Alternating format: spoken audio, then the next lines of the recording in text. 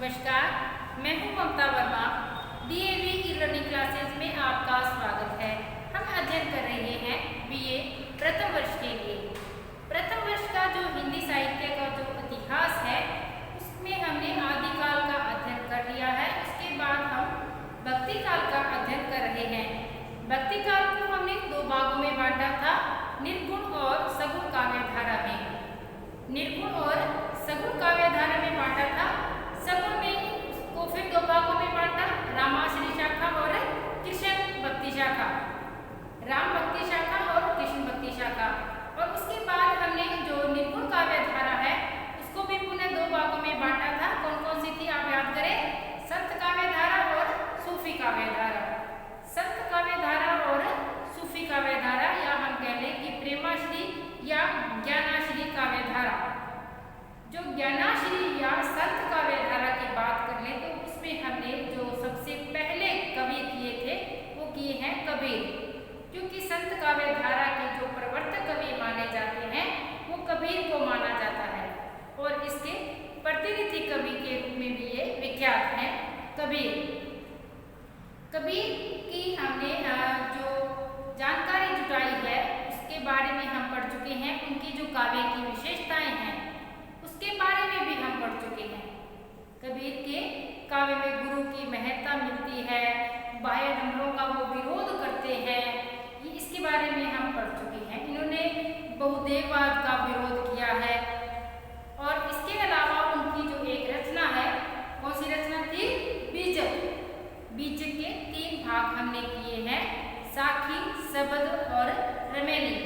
साखी, सबद, रमेली, जिनका उल्लेख भी हमने किया है। और जबकि बीजक जो रचना है इनकी वो कबीर स्वयं के निरक्षर थे, ये पढ़े लिखे नहीं थे। इनके एक शिष्य थे धर्मदास। उन्होंने इनकी जो ज्ञान की जो उपदेश है इन्होंने उनको लिखित रूप प्रदान किया था धर्मदास की। अब बात आती है कि इनकी जो विशेषताएं हम कर चुकी हैं कि इनके काव्य की क्या विशेषताएं रही, ये इसके बारे में चर्चा कर चुके। लेकिन जो अगली बात आती है, कबीर के काव्य में रहस्यवाद के दर्शन होते हैं।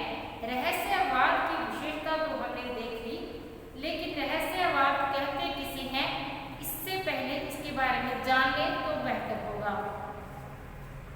रहस्यवाद कहते हैं आध्यात्मिक प्रणय। रहस्य का अर्थ है एकांत। रहस्य का अर्थ है एकांत। एकांत और वाद का अभिप्राय है बात। एकांत में बातचीत, उस अदृश्य के साथ, आध्यात्मिकता के साथ एकांत में जो बातचीत होती है वो रहस्यवाद के नाम से जाना जाता है।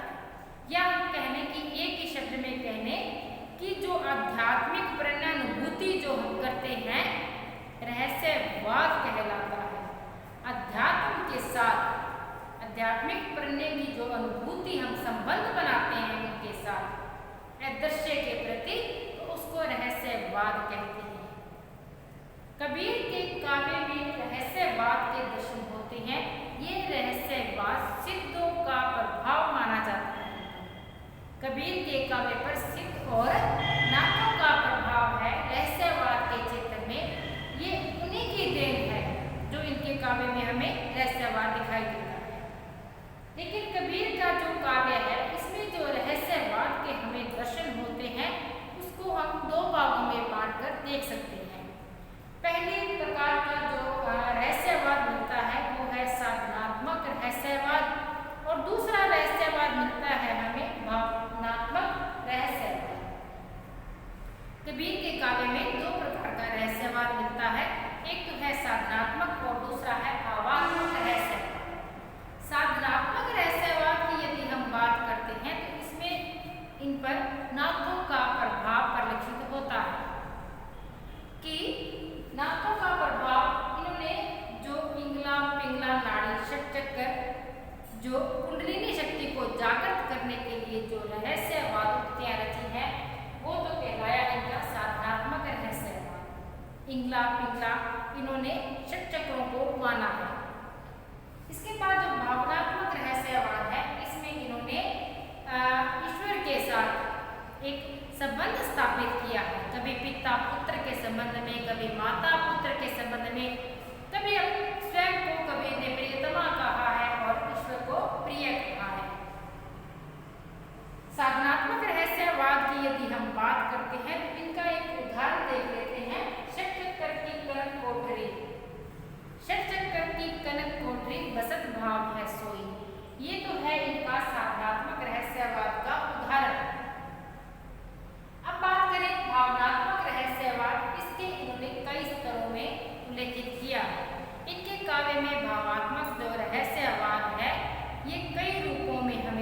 दिखाई देता है। पहला रूप देखते हैं इनका मालिक दास का संबंध इनके काव्य में दिखाई देता है। पहला जो इनका मालिक दास का संबंध है, दूसरा है पिता पुत्र का संबंध, तीसरा है माता पुत्र का संबंध और चौथा इनका है प्रियतम प्रिय का संबंध। मालिक दास के संबंध में आता है कबीरा कबीरा कबीरा कुत्ता राम का मुतिया मेरा राम, कबीरा कुत्ता राम का मुतिया मेरा राम, गले राम की जेवड़ी चित के चितित जाऊं। ठीक है, ये तो है इनका मालिक और दास के संबंध का उदाहरण मिलता है। कहीं कहीं जो कबीर के काव्य में ये पिता पुत्र का संबंध स्थापित करते हैं अपने काव्य में। कबीर पिता पुत्र का संबंध स्थापित करते हैं, कभी ये माता और पुत्र का संबंध स्थापित करते हैं और कहीं ये स्वयं को प्रियतमा कहते हैं और ईश्वर को प्रिय मानते हैं, संबंध स्थापित करते हैं। अब पिता पुत्र के संबंध के बारे में हम देखते हैं कि इनका एक उदाहरण है कि पूत पियारो पिता को गोहन लागे उठा, पूत पियारो पिता को गोहन लागे उठा। अगर माता पुत्र के संबंध का उदाहरण हम देख लेते हैं, हरिजननी में बालक तो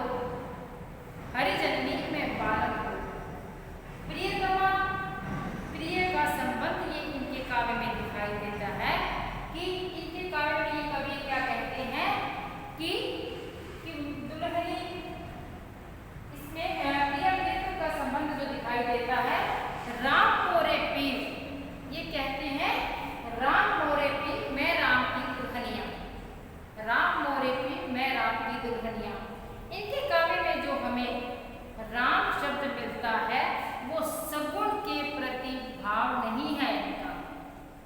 इनकी जो भक्ति है उनको हम सगुण के अंतर्गत नहीं रखते हैं। इन्होंने निर्गुण जो ईश्वर की सत्ता को स्वीकार किया है, कहीं कहीं इन्होंने राम शब्द से भी इसको संबोधित किया।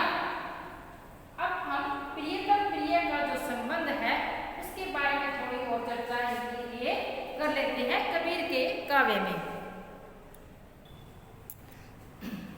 इनके प्रियतमा और प्रिय का जो संबंध है इसमें इन्होंने एक उदाहरण दिया है, राम मोरे पीर मैं राम की दुल्हनिया, राम मोरे पीर मैं राम की दुल्हनिया। इनके काव्य में जो अज्ञात ईश्वर के प्रति की विरह की मार्मिक उक्तियां दिखाई देती हैं। कबीर के काव्य में विरह की मार्मिक उक्तियां दिखाई देती हैं। यह भी इनका भावात्मक रहस्यवाद का ही एक भाग है कि आंखड़ियां झाई पड़ी पंथ निहारी निहारी, आंखड़ियां झाई पड़ी पंथ निहारी निहारी, जीबड़ियां छाला पड़ा नाम पुकारे पुकारे। फिर एक उदाहरण और देख लेते हैं इनका, कै बिरहन को मीच दे कै आपा दिखलाए, कै बिरहन को मीच दे कै आपा दिखलाए, आठ पहर का दांजना मोपे सहा न जाए, आठ पहर का दांजना मोपे सहा न जाए। ये है इनकी मार्मिक उक्तियों के उदाहरण, अपने को स्वयं को प्रियतमा और ईश्वर को प्रिय के रूप में संबोधित करते हुए उसके विरह में व्याकुल होकर ये विरहणी उनका प्रतीक्षा करती है। इसके बाद इनके काव्य में हमें माया का विरोध दिखाई देता है। इन्होंने माया को महाठगनी कहा है। माया महाठगनी हम जाने, माया को महाठगनी कहा है। इनके अनुसार माया के कारण असत्य है वो सत्य दिखाई देता है, जो असत्य है वो सत्य दिखाई देता है, किसी वस्तु का अस्तित्व नहीं है वो दिखाई देता है। तो इन्होंने माया का घोर विरोध अपने काव्य में किया है कबीर। फिर जो कबीर की जो भाषा की बात आती है तो इनकी भाषा सदुकड़ी मानी जाती है, लेकिन हमने जो पढ़ा था साखी शब्द रमैनी की भाषा ब्रज भाषा है। अगर कबीर की भाषा के बारे में बात आती है तो हम सदुकड़ी भाषा कहेंगे, लेकिन जो रमैनी की भाषा है वो है ब्रज भाषा। श्याम सुंदर दास ने इनकी भाषा को पंचमेल खिचड़ी कहा है।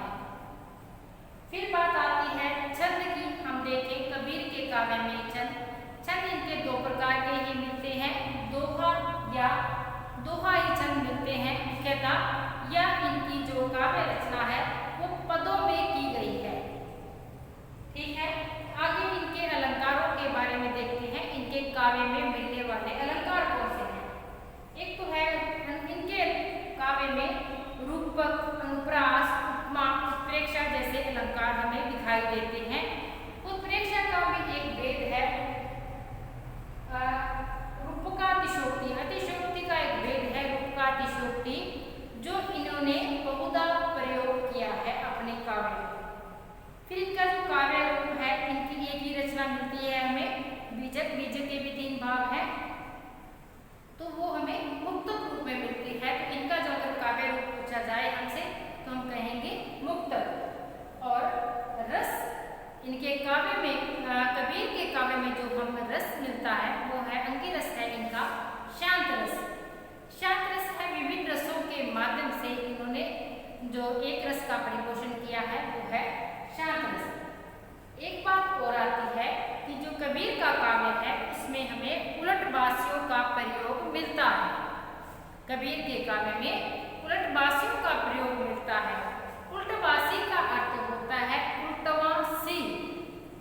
उल्टबासी का अर्थ होता है उल्टवासी, उल्टी सी, उल्टा सा दिखाई देने वाला उल्टवासी उनको कहा जाता है। उल्टवासी में जैसे बरसे कंबल भीजे पानी, बेटी ने जायो बाप, इस प्रकार की रचना जिनको हमें पढ़ने से एक बार हमें सब कुछ उल्टा प्रतीत होता है, लेकिन इनका एक रहस्यात्मक अर्थ होता है। इनका एक रहस्यात्मक अर्थ होता है। जल में कुंभ, कुंभ में जल, फूटा कुंभ जलमाई समानी, कि कुंभ में जल, जल में कुंभ, ये भी इसमें रहस्यवाद के दर्शन होते हैं इनके काव्य में। उल्टबासी का जो प्रयोग मिलता है, इन प्रसिद्धों का प्रभाव देखने को मिलता है। इनका जो रहस्यवाद है, रहस्यवाद जो षटचक्र की कनक कोठरी बसंत भाव है सोई, इस पर नाथों का प्रभाव, जो कुंडलिनी शक्ति इंगला पिंगला का जो वर्णन मिलता है, इन पर नाथों का प्रभाव परिलक्षित होता है, जबकि उल्टबासियों में हमें सिद्धों का प्रभाव दिखाई देता है। ये तो रहे कबीर के काव्य की विशेषताएं क्या थी, इनके प्रमुख, इनके जो रस अलंकार भाषा इसकी क्या थी, इनके बारे में देख चुके हैं। अब बात आती है कि निर्गुण काव्य धारा के संत जो काव्य धारा है, संत काव्य धारा के दूसरे जो अन्य कवि हैं उनको भी हम एक बार देख लेते हैं। अब बात आती है जो अगले निर्गुण काव्य धारा के जो संत की बात करते हैं वो है धर्मदास। धर्मदास कबीर के शिष्य थे। इन्होंने कबीर की वाणी को लिखित रूप प्रदान किया था, कि इन्होंने कबीर की रचनाओं का संग्रह बीजक नाम से किया था। उसके 3 भाग किए थे, साखी, शब्द और रमैनी कबीर के। और कबीर के बाद शिष्य परंपरा में ये इनके गद्दी पर बैठे थे। और इनकी जो भाषा है इनकी वो है पूर्वी भाषा। इनकी अपनी रचनाओं का संग्रह है धर्मदास की वाणी। इन्होंने स्वयं भी लिखा और अपने गुरु के जो उपदेश थे उनको भी लिखित रूप प्रदान किया। इसके बाद एक नाम आता है नामदेव। हालांकि ये नाम बाद में नहीं आता, इसका नाम हम सबसे पहले लें तो उचित होता। नामदेव महाराष्ट्र के पिठोवा के एक भक्त हैं। नामदेव पिठोवा के एक भक्त हैं। इनका समय जो कबीर है इनसे भी पूर्व में आता है। इनका नाम, इनका जन्म कबीर से भी पूर्व होता है और ये संत काव्य के प्रवर्तक माने जाते हैं। नामदेव संत काव्य धारा के प्रवर्तक कवि माने जाते हैं। इनके काव्य में हमें सगुणोपासक भी हैं, ये निर्गुणोपासक भी हैं। दोनों धाराओं का समावेश इस काल में इनके काव्य में हमें मिलता है। ये संत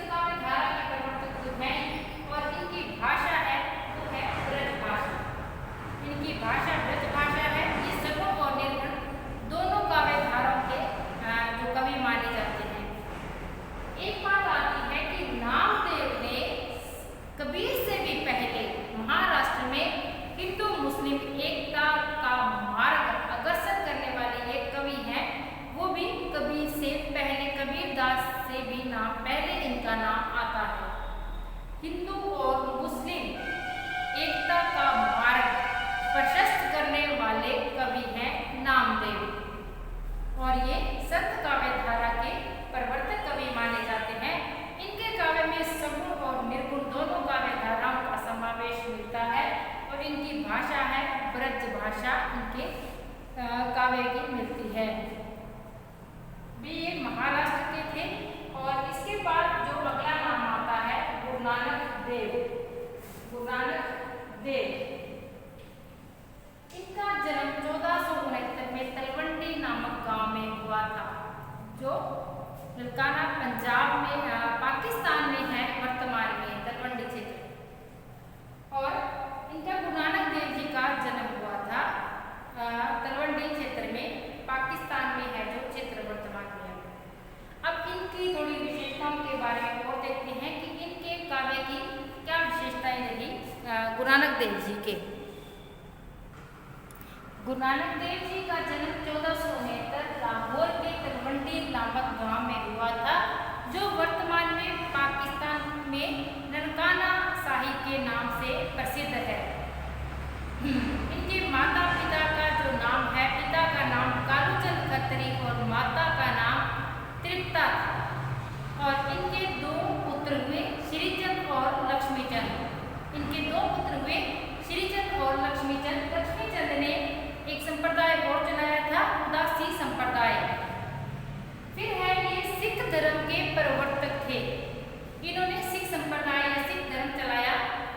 जो गुरु नानक देव जी हैं ये सिख धर्म के प्रवर्तक हैं।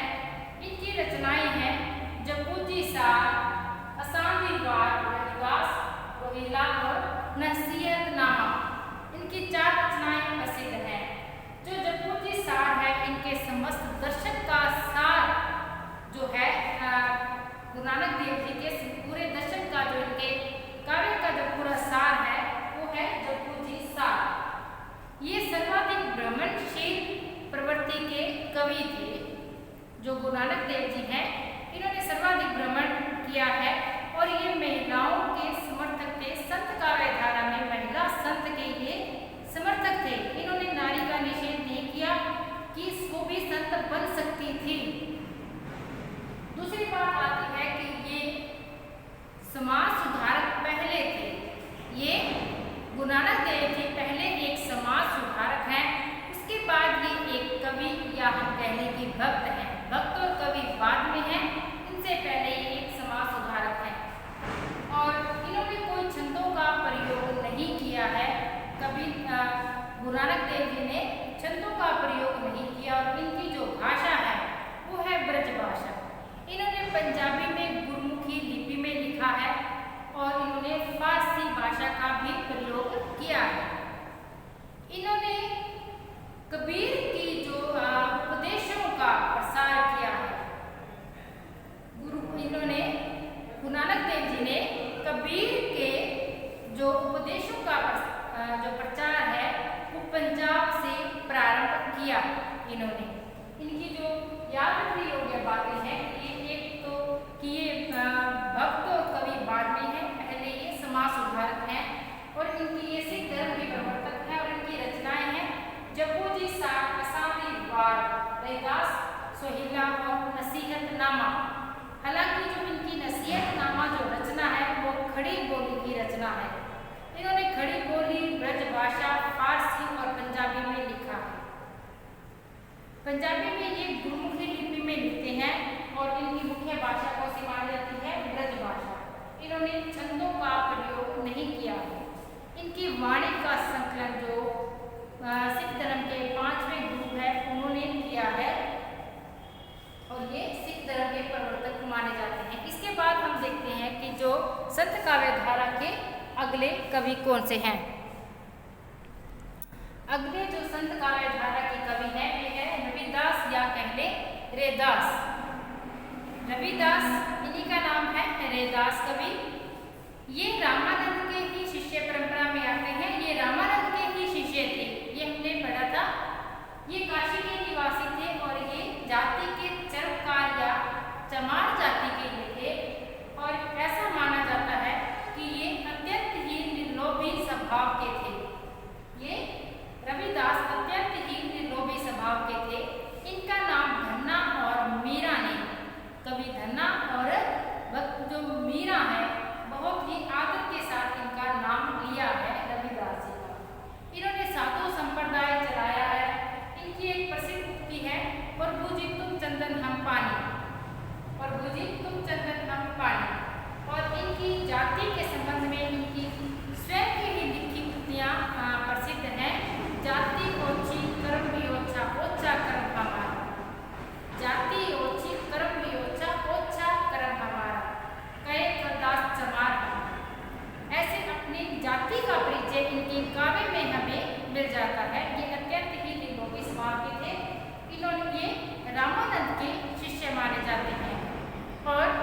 मीरा और धन्ना ने इनका नाम बहुत ही आदरपूर्वक लिया है। कवि रैदास। ये तो थे आज के हमने जो 5 कवि किए हैं निर्गुण काव्यधारा संत काव्यधारा के 5 कवि। इसके बाद हम संत काव्यधारा के अन्य जो प्रमुख कवि हैं उनके बारे में चर्चा करेंगे। तो आज के लिए इतना ही। मिलते हैं हम अगली क्लास में संत काव्यधारा के अन्य कवियों के साथ। तो आज के लिए इतना ही। धन्यवाद।